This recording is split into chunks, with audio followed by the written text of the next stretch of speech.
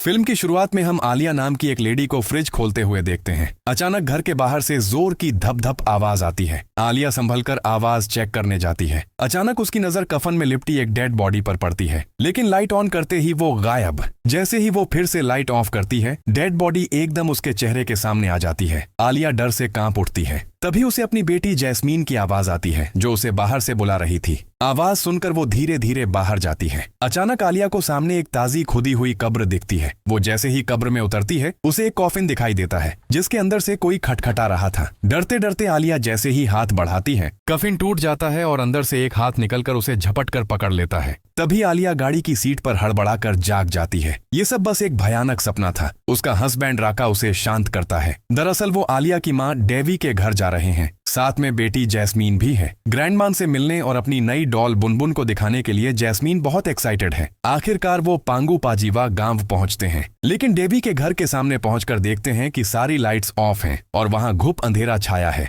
वो डेवी को आवाज देते हैं, पर कोई जवाब नहीं मिलता। राका नोटिस करता है कि दरवाजा अनलॉक है। वो हैरान होकर अंदर जाते हैं। ड्यूई दरवाजा खुला छोड़कर कहाँ चला गया? इधर उधर देखने पर अचानक चरमराहट की आवाज आती है। सामने जाकर वो देखते हैं कि अंधेरे में रॉकिंग चेयर पर कोई परछाई बैठी है। वो फिगर उठकर लाइट ऑन करती है तो पता चलता है कि वो डेवी ही है। जैस्मिन दौड़कर जाती है और ग्रैंडमा को कसकर गले लगा लेती है। डेवी बताती है कि बैठे बैठे उसकी आंख लग गई थी, इसलिए लाइट नहीं जलाई। सब हालचाल पूछकर डाइनिंग टेबल पर बैठते हैं। जैस्मीन अपनी डॉल बुनबुन को ग्रैंडमा से इंट्रोड्यूस करवाती है। खाने के बाद डेवी जैस्मीन को अपने पास सुलाने ले जाती है। बाद में अपने कमरे में आलिया राका से कहती है अब वो माँ को कभी अकेला नहीं छोड़ेगी, उन्हें अपने साथ शहर ले जाएगी। राका भी आलिया की बात मान जाता है। देर रात डेवी की नींद खुलती है तो वो देखती है कि जैस्मीन बिस्तर पर नहीं है। उसे जैस्मीन के हंसने और खेलने की आवाज सुनाई देती है। लिविंग रूम में जाकर देखती है कि जैस्मीन वहां बैठी है, जैसे किसी के साथ खेल रही हो। डेवी हैरान होकर इधर उधर देखती है, लेकिन जैस्मीन अकेली अपनी डॉल बुनबुन के साथ ही खेल रही थी। अगली सुबह डेवी आलिया को एक रेसिपी के लिए बाजार से कुछ सामान लाने को कहती है। आलिया मान जाती है और राका भी उसके साथ जाने के लिए तैयार हो जाता है। रास्ते में उनकी मुलाकात मिस्टर बासरी से होती है, जो गांव के सारे फ्यूनरल का काम देखते हैं।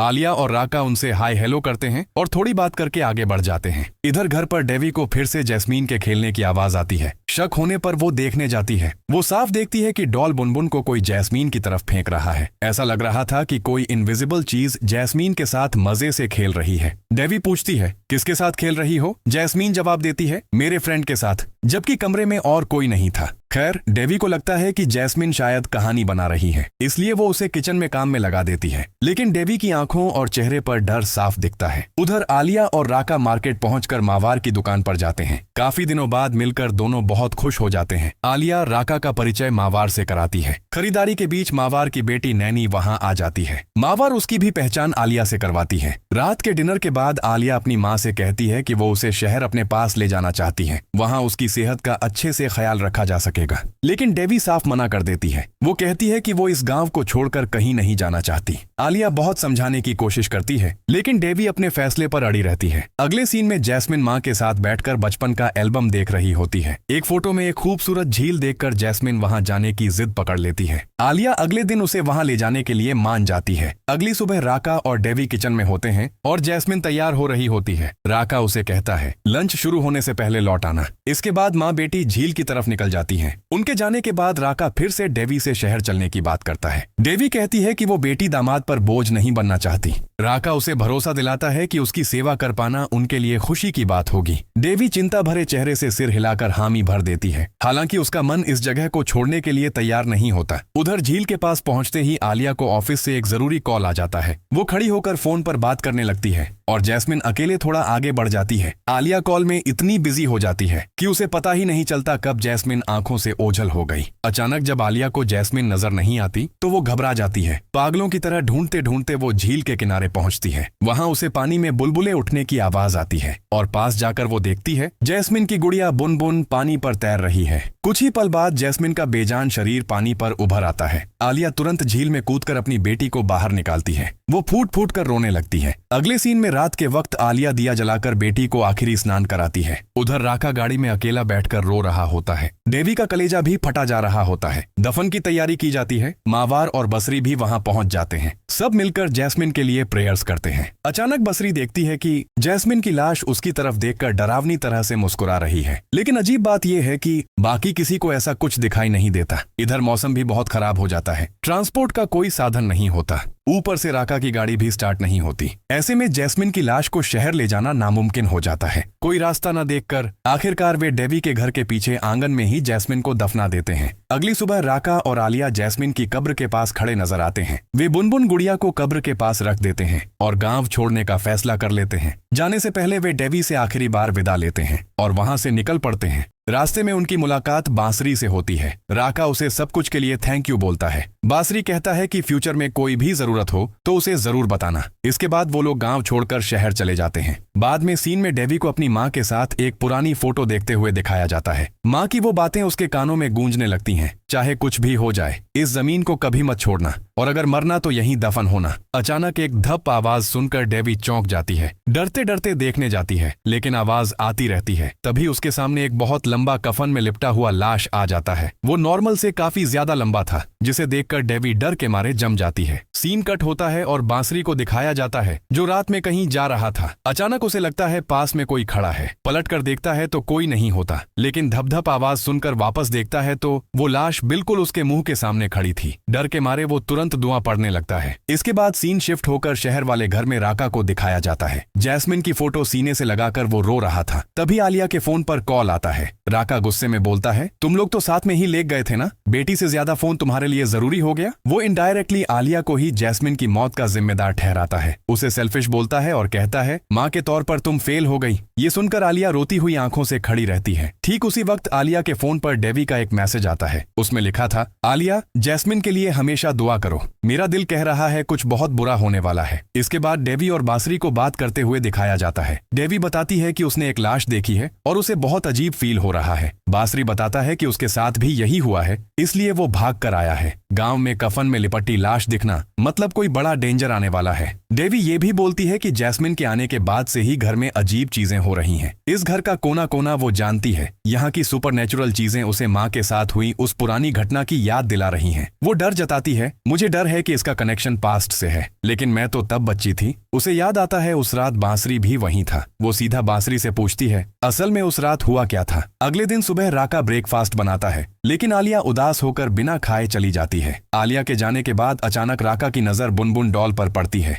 वो चौंक जाता है, क्योंकि डॉल तो वो लोग जैस्मिन की कब्र पर रख कर आए थे। ये यहाँ कैसे आई। दूसरी तरफ आलिया सारा नाम की एक साइकियाट्रिस्ट से मिलती है और अपने डिप्रेशन के बारे में बताती है। सारा उसे समझाती है, दुनिया का कोई भी माँ बाप इमेजिन नहीं कर सकता कि उन्हें अपने ही बच्चे को दफन करना पड़ेगा, लेकिन ये दर्द तुम अकेले नहीं सह पाओगी। तुम्हें और राका को साथ में इस दुख से बाहर निकलना होगा। बाद में जब आलिया घर आती है तो राका उससे पूछता है, क्या वो बुनबुन को साथ लेकर आई है। राका याद दिलाता है कि वो तो उन्होंने जैस्मिन की कब्र पर ही छोड़ दिया था। आलिया बताती है कि वो उसे नहीं लाई। वो राका को समझाती है कि अभी ब्लेम गेम खेलने का टाइम नहीं है, एक दूसरे को सपोर्ट करना चाहिए, वरना वो लोग मूव ऑन नहीं कर पाएंगे। सीन जैस्मिन की कब्र पर शिफ्ट होता है, जहां मिट्टी पर बहुत सारे कीड़े रेंग रहे थे। अचानक जैस्मिन की लाश हिलने लगती है। कफन फाड़कर उसका हाथ बाहर आता है और देखते ही देखते वो कब्र से पूरी तरह बाहर निकल आती है। इसके बाद गांव की एक प्रेग्नेंट महिला को दिखाया जाता है, जिसका डिलीवरी का टाइम आ गया था। उसका पति दाई को लाने बाहर जाता है। उसके जाते ही महिला को घर के अंदर अजीब आवाजें सुनाई देती हैं और वो डर जाती है। अचानक जैस्मिन का घोस्ट उसके सामने आता है और जोर से उसके पेट पर दबाव डालता है।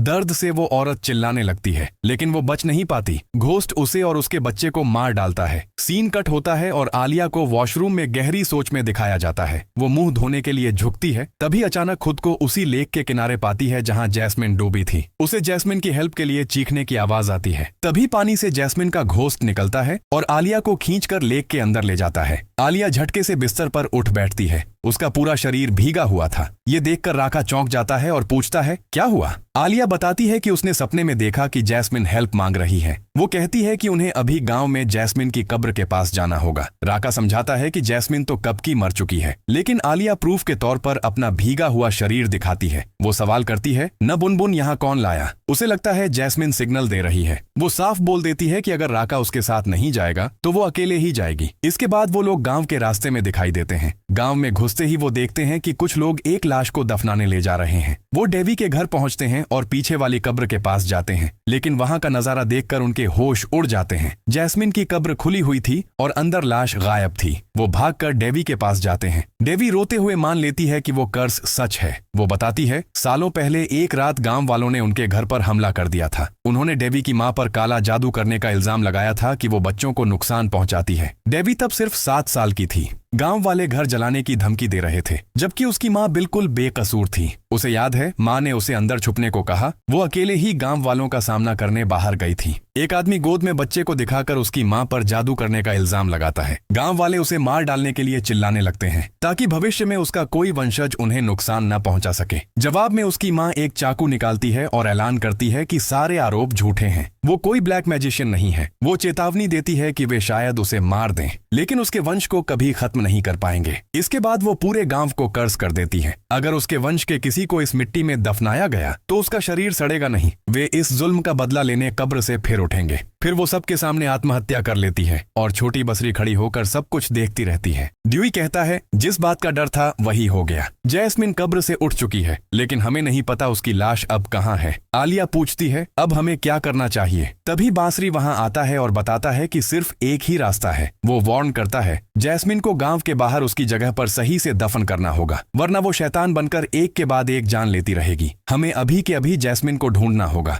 डेवी मान जाती है और आलिया को घर पर रहकर दुआ करने को बोलती है। आलिया साथ जाने की जिद करती है, लेकिन बांसुरी उसे समझाता है कि अब वो जैस्मिन उसकी बेटी नहीं रही। वो आलिया को दुआ की किताब देकर घर पर रहने को बोलता है और वो लोग निकल जाते हैं। सीन कट होकर मावर की दुकान पर जाता है। दुकान बंद करते टाइम उसे अपनी बेटी नैनी की आवाज आती है। वो दौड़कर अंदर जाती है तो देखती है नैनी डर के मारे बिस्तर पर दुबक कर बैठी है और कोने में इशारा कर रही है, लेकिन मावर को वहां कुछ नहीं दिखता। मावर पास जाकर पूछती है, क्या हुआ? नैनी इशारे से चुप रहने को कहती है और बेड के नीचे दिखाती है। मावर नीचे झांकती है तो उसके होश उड़ जाते हैं। असली नैनी बेड के नीचे डर से कांप रही थी। नैनी बोलती है, माँ, बिस्तर के ऊपर वो शैतान है। डरते हुए मावर ऊपर देखती है। तभी जैस्मिन का घोस्ट उसका गला घोंट कर उसे मार डालता है। नैनी चीख पड़ती है और सीन शिफ्ट होकर आलिया पर जाता है, जो घर पर प्रेयर्स कर रही थी। नमाज के बीच में ही आलिया को जैस्मिन के रोने की आवाज आती है। वो हेल्प के लिए बुला रही थी। आलिया धीरे धीरे आवाज की तरफ बढ़ती है और देखती है कि फर्श पर कीचड़ के निशान एक कमरे की तरफ गए हैं। कमरे में घुसते ही उसे लगता है किसी ने उसकी गर्दन छुई। उसे वहां बुनबुन डॉल दिखती है। वो डॉल हाथ में लेकर जैस्मिन की आवाज का पीछा करते हुए बाहर आ जाती है। अचानक धप धप आवाज सुनकर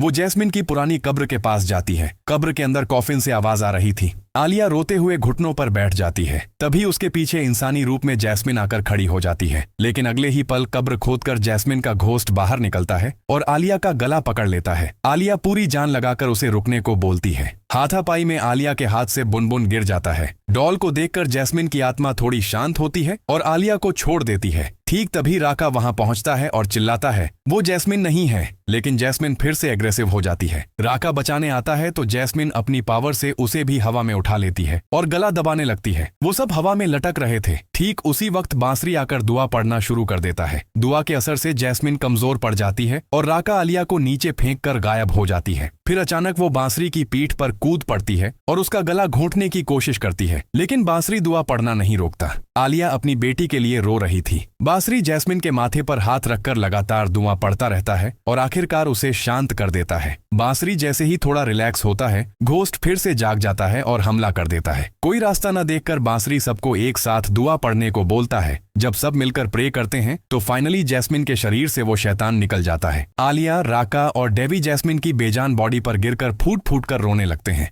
अगली सुबह वो लोग जैस्मिन को सही तरीके से कब्रिस्तान में दफन करते हैं। आलिया अपनी बेटी की आत्मा की शांति के लिए उसकी कब्र पर बुनबुन डॉल रख देती है और इसी के साथ मूवी खत्म हो जाती है।